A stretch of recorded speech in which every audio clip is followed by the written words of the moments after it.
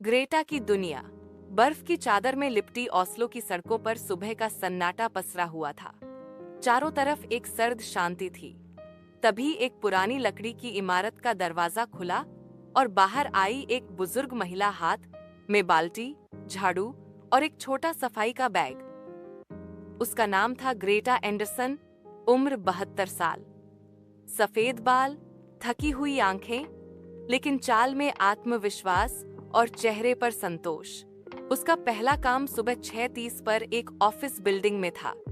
कई लोग उसे बुजुर्ग सफाई वाली औरत कहते थे, मगर ग्रेटा को इससे फर्क नहीं पड़ता था।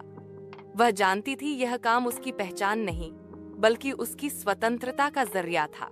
ग्रेटा हर सुबह अपने साथ अपनी पसंद की एक चीज जरूर ले जाती। एक छोटा म्यूजिक प्लेयर जिसमें पुराने क्लासिकल नॉर्वेजियन गाने बजते। सफाई करते वक्त वही उसकी दुनिया बन जाते। उसे सफाई से कोई शर्म नहीं थी। वह कहती, धूल हटाना आसान है, मगर मानसिक थकावट की सफाई रोज करनी पड़ती है। यही तो असली काम है। लोग उससे कहते, तुम आराम क्यों नहीं करती? अब तो रिटायर हो जाना चाहिए।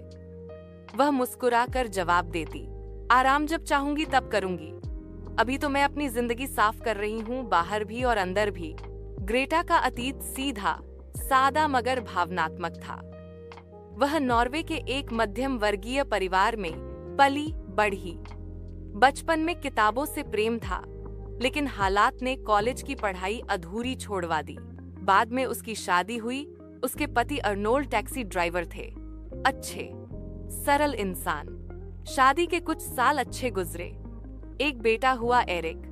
परिवार खुशहाल था। एक बर्फीली रात अर्नोल्ड की टैक्सी को ट्रक ने टक्कर मारी। वह कभी वापस नहीं आया। ग्रेटा टूटी नहीं, लेकिन बिखरी जरूर। कुछ साल एरिक के लिए जिए। फिर एरिक अमेरिका चला गया पढ़ाई और फिर नौकरी के लिए। शुरू में फोन आते रहे, धीरे धीरे सब कम होता गया। अब तो साल में 1-2 बार ही वीडियो कॉल होता। सफाई का काम सपना नहीं, मजबूरी भी नहीं। ग्रेटा अपने पति की राख को लेकर भारत आई थी, बनारस। वहीं एक छोटे से कमरे में रहती थी। पड़ोस की एक महिला ने एक दिन पूछा, बुजुर्ग हो, अकेली हो, किसी के सहारे क्यों नहीं रहती? मैं किसी पर बोझ नहीं बनना चाहती। मैं अकेली हूँ, लेकिन बेबस नहीं। और उसी दिन से उसने छोटे मोटे काम करना शुरू कर दिया। झाड़ू लगाना, कपड़े धोना, मंदिर की सफाई, बूढ़ों की सेवा। लोग पहले हैरान हुए कि एक विदेशी महिला, सफाई का काम, लेकिन फिर उसकी सादगी और मेहनत ने सबका दिल जीत लिया। एक दिन बनारस के घाट पर बैठी ग्रेटा को एक साधु मिले। उन्होंने कहा, माई, तुम खोज में हो, यहाँ से चलो। रास्ता लंबा है, पर मंजिल पास है। अब मेरी यात्रा केवल गंगा तक नहीं रहेगी। मैं इस देश को जानूंगी, जीऊंगी और खुद को पहचानूंगी। पहला पड़ाव कोलकाता। वो वहां एक मिशनरी संस्था में सेवा करने लगी। सड़कों पर मरते हुए लोगों की आंखों में उसने वही अकेलापन देखा जो खुद में था। एक दिन एक बीमार वृद्ध ने उसका हाथ पकड़कर कहा, तुम्हारे हाथ में भगवान का स्पर्श है। उस रात ग्रेटा बहुत रोई, पर ये आंसू दुहक के नहीं थे, सेवा के थे। वह पुरी में जगन्नाथ यात्रा के दौरान पहुंची। भीड़ में उसने पहली बार महसूस किया कि अकेलापन तब टूटता है जब मन खुद को किसी बड़ी शक्ति से जोड़ता है। वह वहां के एक स्कूल में सफाई और बच्चों की देखभाल करने लगी। बच्चे उसे ग्रेटा मां बुलाने लगे। यहाँ उसने एक एनजीओ के साथ मिलकर महिलाओं को पढ़ना, लिखना और साफ सफाई सिखाना शुरू किया। बदले में महिलाएं उसे बुनाई और देसी खाना बनाना सिखाती।